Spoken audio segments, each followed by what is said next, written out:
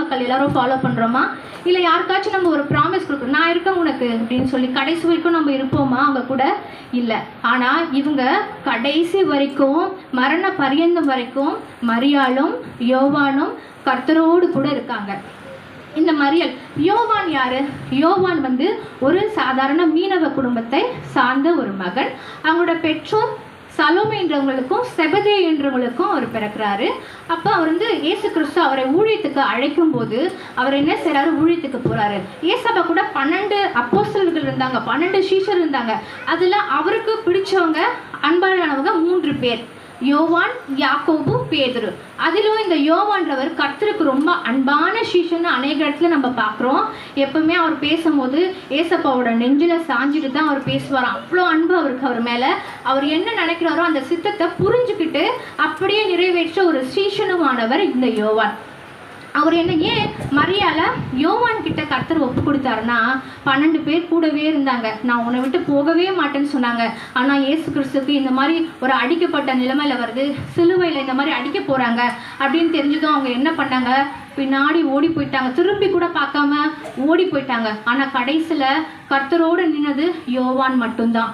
So அப்போ இயேசு கிறிஸ்துவுக்கு தெரியும், இவங்கிட்ட ஒப்படைச்சாதான் அவங்கள கடைசி வரைக்கும் பார்த்துப்பாரு, இவன் என்னோட சித்தத்தை நிறைவேற்ற வல்ல சீஷராக இருக்கான் அப்படின்னு சொன்னதை கர்த்தர் அறிந்திருந்தபடினால அவர் என்ன பண்ணாரு? இந்த மரியால யோவான் கிட்ட ஒப்பு கொடுக்குறாரு. அந்த நேரம் முதல் அந்த யோவான் என்ன பண்ணுறாரு? அவங்கள ஏற்றுக்கொண்டு அதுக்கப்புறம் அவங்க மரண பரியந்தம் வரைக்கும் அவங்கள பராமரிக்கிற ஒரு நபராக இருந்தார். அவங்களுக்கும் மரியாளுக்கும் மற்ற பிள்ளைங்கள் இருந்தாங்க, சகோதர சகோதரிகள் இருந்தாங்க, உற்றார் உறவினர் இருந்தாங்க. யாரையும் அவங்க நாடி போல. ஏன்னா கர்த்தர் சொன்ன வார்த்தையை அவங்க சாகிற அளவுக்கு என்ன பண்ணாங்க? யோவானையே பற்றிருந்தாங்க அப்படின்னு சொல்லி நம்ம வேதத்தில் பார்க்குறோம். பராமரிப்புன்ற வார்த்தை கடவுள் இன்னைக்கு குடும்பங்களுக்காக கொடுக்கப்பட்ட வார்த்தை. இந்த காலத்தில் பெற்றோர் பிள்ளைகளை பராமரிக்கிறாங்களா?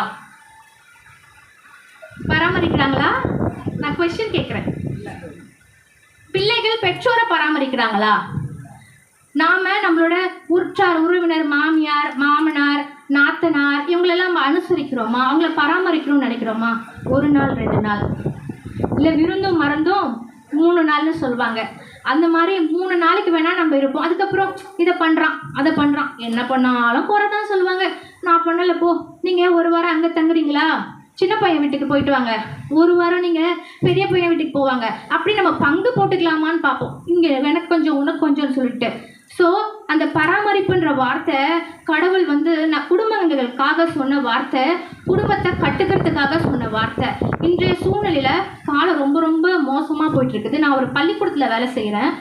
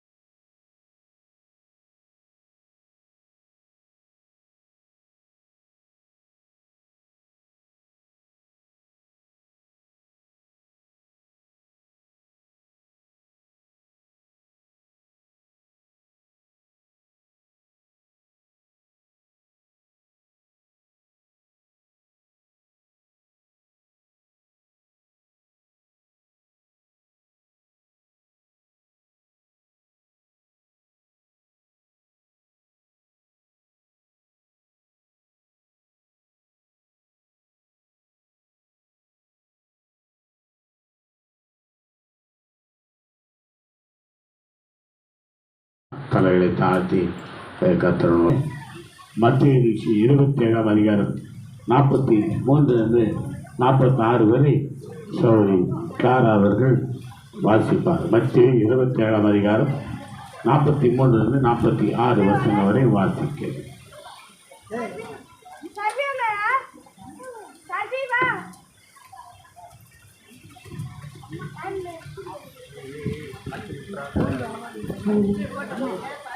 நான்காம் வார்த்தைக்கு ஆதாரமாய் வாசிக்கும்படி தெரிந்து கொள்ளப்பட்ட வேத பாடம் மத்தேயு 27ஆம் அதிகாரம் வசனங்கள் 43 46 முடிய.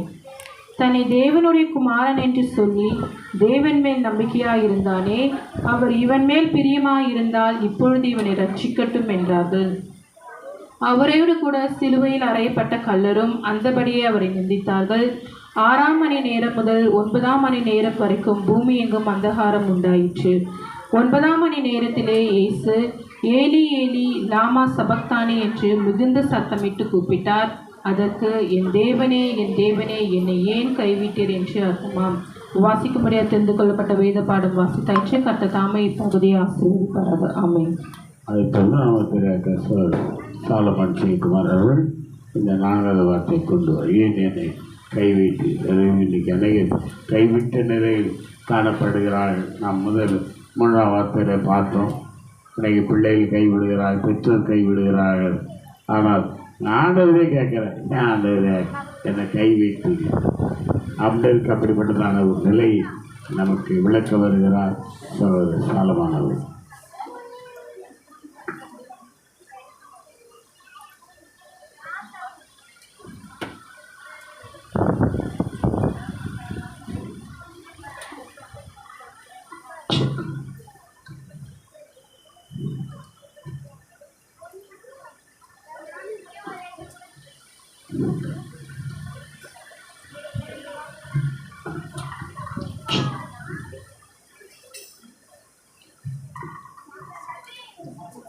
அல்லேலூயா, அல்லேலூயா.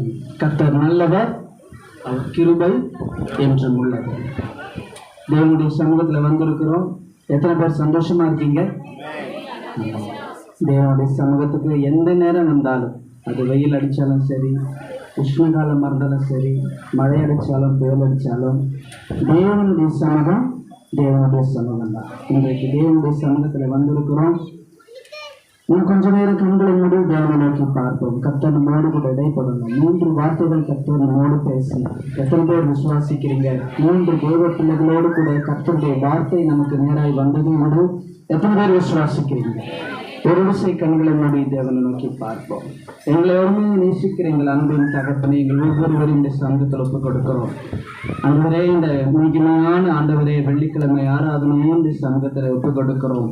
ஒவ்வொருவரும் இந்த உஷ்ணத்தை பொருட்படுத்தாமல், வெயிலை பொருட்படுத்தாமல், தங்கள் பலவீனத்தை பொருட்படுத்தாமல், ஆண்டவரே எத்தனையோ சாமி ஆண்டவரே சோர்வுகளை பொருட்படுத்தாமல் என் தேவனுடைய ஆலயத்திற்கு நான் கடந்து செல்லணும் என்று இந்த சமூகத்துக்குள்ளாய் வந்திருக்கிற சின்ன பிள்ளைகள் முதற்கொண்டு ஆண்டவரே உமக்கு ஸ்தோத்திரம், பிறந்த கை குழந்தைகள் முதற்கொண்டு வயதானவர்கள் வரைக்கும் தேவனுடைய சமூகத்தில் வந்திருக்கிறோம். கர்த்தருடைய கிருபை இந்த இடத்தை நிரப்பட்டும். கர்த்தருடைய பிரசனம் இந்த இடத்தை நிரப்பட்டும். எங்களோடு பேசும், எங்களுக்காக பேசும், எங்கள் ஒவ்வொருவருக்காக பேசும். இயேசுவின் நாமத்தில் பிதாவே, ஆமென். இந்த நாளிலும் மிக வேகமாக ஒரு சில காரியங்களை சொல்லி நான் முடிக்க ஆசைப்படுகிறேன். அதிகமான உஷ்ணம் இருக்கிறது, அநேகருக்கு அசௌகரியங்கள் உண்டு. அதை கருத்தில் கொண்டு வேகமாக கர்த்தர் நமக்கு சொன்ன காரியங்களை நினைத்து நாம் தியானித்து நாம் கடந்து செல்லணும். வாசித்த வேத பகுதியில 46ஆம் வசனத்துல பாருங்க, 9ஆம் மணி நேரத்தில் இயேசு ஏலி ஏலி லாமா சபக்தானி என்று மிகுந்த சத்தமிட்டு கூப்பிட்டார். அதற்கு என் தேவனே ஏன் என்னை கைவிட்டீர் என்று அர்த்தமா? ஏன் என்னை கைவிட்டீர்? இத்தனை நேரம் என் கைப்பிடித்த தேவன் என் கையை ஏன் விட்டீர்? இப்படியான ஒரு செப்பரேஷன் எனக்கு எதற்கு? இப்படியான ஒரு கைவிடுதல், ஒரு தனிமை எனக்கு எதற்கு என்று அவர் தன் பிதாவை நோக்கி கேட்கிறார். வேதம் சொல்லுகிறது, உங்களுடைய பாவங்களே தேவனுக்கும் உங்களுக்கும் நடுவாக நிற்கிறது என்று. அவரை கைவிட்டதற்குண்டான காரணம் என்ன? வேற ஒன்றும் இல்லை, உங்களுடைய பாவம் என்னுடைய பாவம் தான். இன்றைக்கு என்ன இருக்கிறது? அவருடைய தலையின் மீது, தேவன் இயேசுவின் தலையின் மீது வந்திருக்கிறது. பாவத்தை பார்க்க மாட்டாத சுத்த கண்ணனா இருக்கிறவருக்கு மேல என்ன இருக்கு? இப்போ உலகத்தில் இருக்கிற அத்தனை பாவமும் அவர் கையில இருக்கிறது. வேதம் சொல்லுகிறது, இமைப்பொழுது உன்னை கைவிட்டேன் என்று. அந்த இமைப்பொழுது பிதாவானவர் இயேசுவை கைவிடுகிறார். அந்த இமைப்பொழுது கைவிடுகிற வேதனை அவரால் தாங்க முடியல. ஏன்? அவர் பிதாவானவர் தான், தேவனுடைய சுரூபமானவர், கடவுளானவர் தான். ஆனால் அவரே என்னவாகவும் இருக்கிறாரு, மனுஷனாகவும் இருக்கிறார். ஒரு மனுஷன் என்ன வழியாய் கடந்து போக வேண்டுமோ அதை அவர் அப்படியே கடந்து போகிறார். நாம் தனிமையாய் இருக்கிறோம், அதன் வழியாய் அவர் கடந்து போகிறார். நம்மை நெருக்கி இருக்கிற சொந்தங்கள் நம்மை கைவிடுகிறது. அதே சூழ்நிலை அன்றைக்கு அவருக்கு வந்தது. நாம் என்ன செய்வதென்றே தெரியாமல் முழிக்கிறோம். அந்த சூழ்நிலை இயேசுவுக்கு வந்தது. அப்பொழுதுதான் அந்த கீழ்ப்படியாமை பிரித்து போடுகிறது. அவர்கள் தனிமைப்படுத்தப்படுகிறார்கள். ஆதாமும் ஏவாளும் தனிமைப்படுத்தப்படுகிறார்கள். அந்த சூழ்நிலை இப்பொழுது அவருக்கு மலையின் மீதும் வருகிறது. தனிமைப்படுத்தப்படுகிறார்கள். இன்றைக்கு நாம் இந்த தேவன் இப்படி சொல்லுகிற காரியத்தில் ஏன் என்னை கைவிடுகிறீர் சுவாமி, ஏன் என்னை கைவிடுகிறீர் என்று அவர் பிதாவை கேட்கிறார். பார்த்தீங்களா? அதன் மூலமா நாம் என்ன இந்த வேதம் நமக்கு சொல்லுகிறது என்று நாம் பார்க்க போகிறோம். இதற்கு முன்பாக 3 வார்த்தை நாம் கேட்டோம். அந்த பிள்ளைகள் சொன்னார்கள், தேவ சகோதரிகள் நம்ம இடத்துல பகிர்ந்து கொண்டார்கள், மிக நேர்த்தியாக பகிர்ந்து கொண்டார்கள். இதை தேவன் சொல்லும் போது என்ன ஆகுதா, இதை 3வது வார்த்தை முடித்த பிறகு கிட்டத்தட்ட 6 மணி நேரம் முதல் 9 மணி நேரம் வரை காரிருள் மூடி இருக்கிறதாம். ஒருவரை ஒருவர் பார்க்க முடியல. இப்படியான டே லைட் தான் அங்க இருக்கிறது. ஆனா காரிருள் 9 மணி நேரம் வரைக்கும் காரிருள். பக்கத்துல யாரு இருக்கான்னு தெரியலையா, கும்மிருட்டாகுது. நல்லா நண்பகல்ல நம் கண்கள் பார்க்க கூடாதபடி முழுவதும் இருட்டா இருக்கிறதாம். அப்போ அந்த உலகத்தின் பாவங்கள் முழுக்க தேவனுடைய தலையின் மீது இருக்கிறது. அவர் அமைதியா இருக்கிறார். 6 மணி நேரம், 7 மணி நேரம், 8 மணி நேரம், 9 மணி நேரம் அவர் சகித்து கொண்டிருக்கிறார். 9 மணி நேரத்துல அவரால் சகிக்கவே முடியல. அந்த கொடுமை அவரால் சகிக்கவே முடியல. அத்தனை மணி நேரம் அமைதியாக இருந்த தேவன் கிட்டத்தட்ட 5 மணி நேரம் அவர் அமைதியா இருக்கிறாரு. அவரால் முடியல. அவர் சொல்ல ஆரம்பிச்சிட்டார், என்னை ஏன் கைவிட்டீர், என்னை ஏன் கைவிட்டீர். அவரால் முடியல. அவர் அதை தான் சொல்றார். இன்றைக்கு நாம் பார்க்க போகிறோம், இந்த தேவன் இப்படி சொல்லுகிறார்ல. இன்றைக்கு நீங்களும் நானும் கூட என்ன பண்றோம், எத்தனையோ காரியத்துல நம்ம சொல்லி இருக்கிறோம்ல, நம்ம சொல்ல கேட்டிருக்கிறோம், ஏசப்பா என்னை கைவிட்டுட்டார், நான் நம்பிட்டு இருந்தேன், இத்தனை வருஷம் நான் நம்பிட்டு இருந்தேன், என்னை கைவிட்டுட்டார். இந்த காரியத்துல நான் இப்படி மலையா நம்பினிருந்தேன், என்னை கைவிட்டுட்டாங்க. நான் சபைக்கு நான் இத்தனை காரியம் நான் இத்தனை, ஒருவேளை இந்த 40 நாள் எத்தனையோ பேர் பொருத்தனையோடு கூட தேவனுடைய சமூகத்துல வந்திருப்போம்.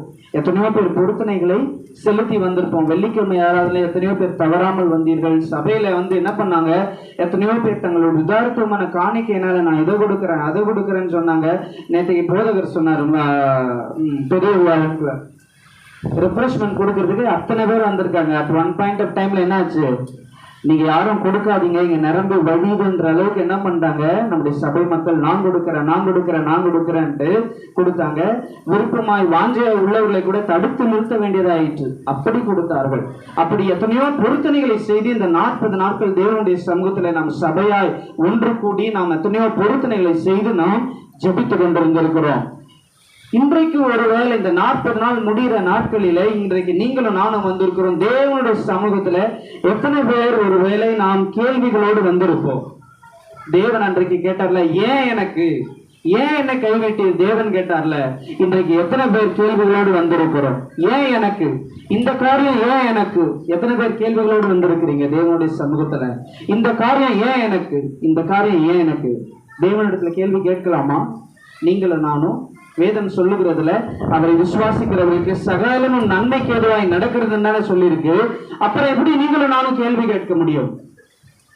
தேவன் செய்கிறது நம் வாழ்க்கையில ஏதோ ஒரு உன்னதமான நோக்கத்திற்கு என்று இருக்கிறது. அப்படி அதற்கு பிறகு நீங்களும் நானும் எப்படி கேள்வி கேட்க முடியும்? நீங்களும் நானும் தேவனை கேள்வி கேட்கலாம்.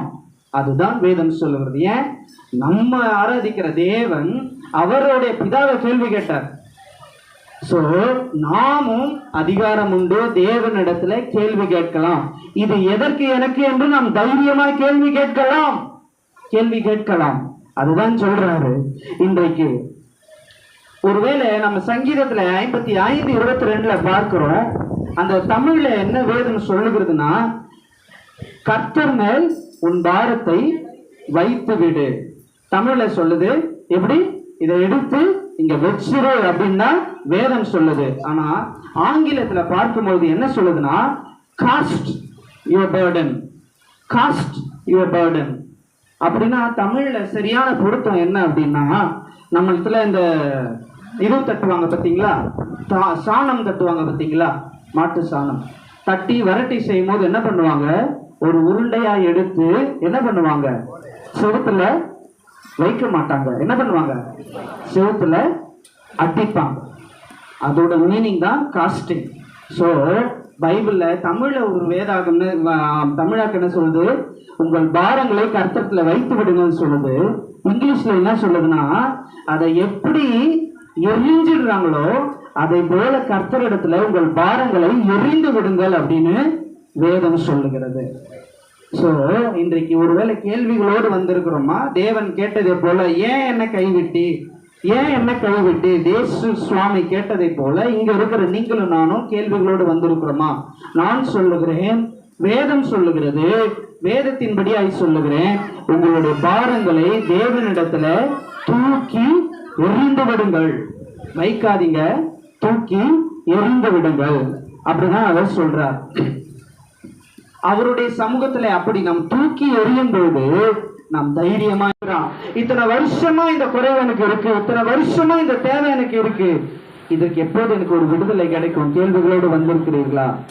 இந்த வேதத்தின் பிரகாரம் சொல்லுகிறேன், ஒரு சில காரியங்களுக்கு நமக்கு பதில் கிடைக்கும், ஒரு சில காரியங்களுக்கு நமக்கு பதிலே கிடைக்காது, ஒரு சில காரியங்களுக்கு நமக்கு பதிலே கிடைக்காது. அதுதான் சொல்றாரு. சங்கீதம் 10 சங்கீதம் 1ஆம் வசனத்துல நாம் பார்க்கிறோம் பாருங்க. சங்கீதக்காரன் சொல்லுகிறான் 10:1 வசனம்.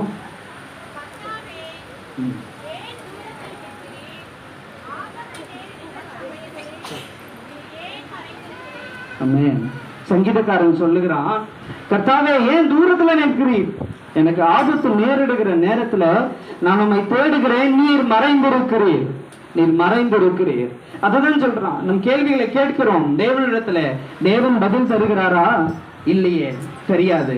அதேதான் 13ஆம் அதிகாரம் 6ஆம் வசனத்தை பாருங்களேன், கடைசி வசனத்தை. கர்த்தர் எனக்கு நன்மை செய்தபடியால் அவரை பாடுவேன். இந்த 13வது சங்கீதத்தை நாம் வாசிக்கும் போது முதல் வசனம் எப்படி ஆரம்பிக்குதுன்னா, கர்த்தாவே எது வரைக்கும் என்னை மறந்திருப்பீர், எது வரைக்கும் உம்முடைய முகத்தை எனக்கு மறைப்பீர். அவனுடைய வியாகுலத்தை அப்படி ஆரம்பிக்கிறான். நான் தேடிக்கிட்டே இருக்கேன் உன் முகத்தை பார்க்க முடியல, எது என்னை எப்போதும் மறந்து விட்டீர், என்னை நினைக்கவே இல்லை, அப்படிதான் ஆரம்பிக்கிறான். 2ஆம் வசனம், 3ஆம் வசனம், 4ஆம் வசனம், 5ஆம் வசனம், 5 வசனத்துல அவன் என்ன பண்றான், தன் உள்ளத்துல இருக்கிற குமரல் அப்படியே கொட்டுறான். 5ஆவது வசனத்துல பாருங்க, நான் உங்களுடைய கிருபையின் மேல் நம்பிக்கையா இருக்கிறேன், உங்களுடைய ரட்சிப்பினால் என் இருதயம் களி கூறும். சோ தன்னுடைய உள்ளத்துல இருக்கிற பாரங்களை அப்படியே கொட்டுறான். எனக்கு இல்ல, இது இல்ல, அது இல்ல, நான் இத்தனை நோக்கி பார்க்கிறேன், எனக்கு செவி கொடாதபடி உங்களுடைய காதுகளை அடைச்சிருக்கிறேன் இங்க சொல்றான் அவன். நாம நோக்கி பார்க்கிறோம், முகத்தை காணோம், என் குரலை கேட்க மாட்டேங்குது, உன் காதை அடைச்சுக்கிறேன், இப்படி எல்லாம் சொல்லிட்டு ஒரு பதில் கூட கிடைக்கல. ஆனா கடைசி வசனத்துல அவன் என்ன சொல்றான் பாருங்க, கர்த்தர் எனக்கு நன்மை செய்தபடியால் அவரை பாடுவேன். ஆக்சுவலா அவனுக்கு அங்க ஒரு பதிலும் கிடைக்கல. என் முகத்தை தேடினல, இந்த வா என்னை பார், கர்த்தர் சொல்லல. ஓ உன்னுடைய கூக்குரல் இருக்கா, நான் செவி சாய்க்கிறேன் கேள் அப்படின்னு சொல்லல. ஆனா சங்கீதக்காரன் கடைசியா என்ன சொல்றான், அவனுக்கு ஒரு பதிலும் கிடைக்காத போது கூட அவன் கடைசியா அந்த 13வது சங்கீதத்துல கடைசி வசனத்தை என்ன சொல்றான், கர்த்தர் எனக்கு நன்மை செய்தபடியால் அவரை பாடுவேன். இன்றைக்கு நீங்கள் நானும் கூட அதுதான் செய்யணும். நம்முடைய கூக்குரலுக்கு பதில் கிடைக்கலையா, தொடர்ந்து தேவனை பாருங்க.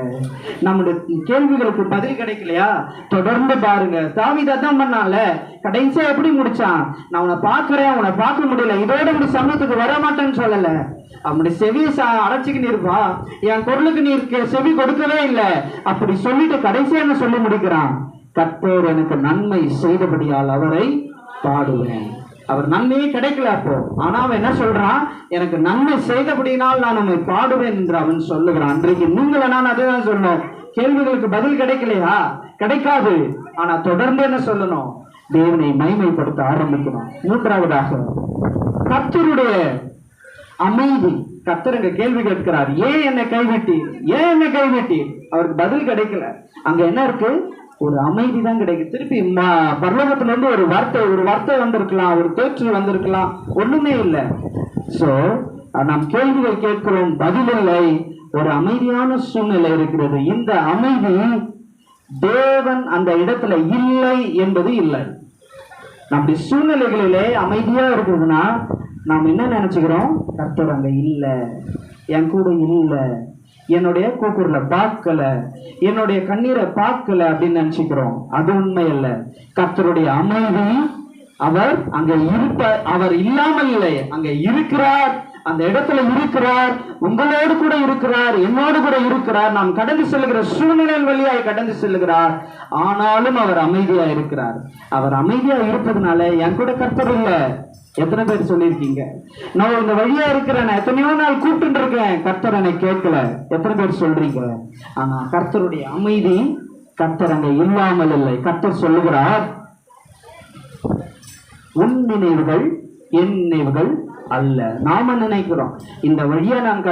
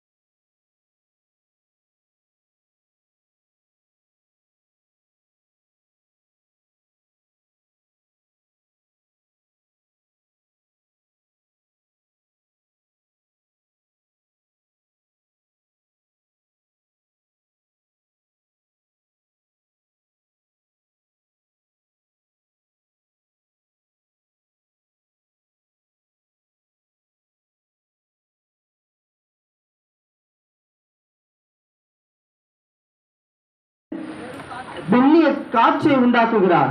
இது எல்லாவற்றிலும் முன்னாயிற்று கர்த்தர் இல்ல அப்படின்னு சொல்றார். அவன் உன்னை பார்க்கிறான், அவன் இதுல இருப்பாரா கர்த்தர்? பூமி அதிர்ச்சியில இல்ல, காட்சியில தேவன் இல்ல, நெருப்புல இல்ல, அக்கினியில இல்ல அப்படின்னு சொல்றாப்புல.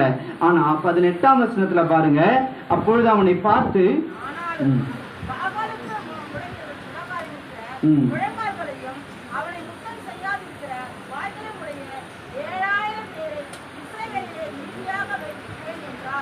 ஆமா, கர்த்தர் என்ன சொல்றாரு? நீ வா வெளியே வந்து பாருன்ட்டு அவனுக்கு முன்னாடி பூமி அதிர்ச்சியும் காற்றையும் கொண்டு வர்றாருங்க. கர்த்தர் இல்ல, ஆனாலும் கர்த்தர் 18ஆம் வசனத்துல என்ன சொல்றாரு? நீ தனியா இருக்கிறன்னு கோகையில பயந்து இருக்கியா? உனக்காக நான் அங்க 7000 பேரை நான் உனக்கு நீதியாக வைத்திருக்கிறேன் என்று கர்த்தர் அது எல்லாவற்றையும் மீறி கர்த்தர் சொல்லுகிறார். சோ கர்த்தருடைய அமைதி, கர்த்தர் நம்மோடு கூட இல்லை என்று நீங்களும் நான் முடிவு செய்து விட முடியாது. நம்முடைய வாழ்க்கையில அமைதியாய் கர்த்தர் இருக்கிறாரா? பல காரியங்களில் அமைதியா இருக்கிறாரா?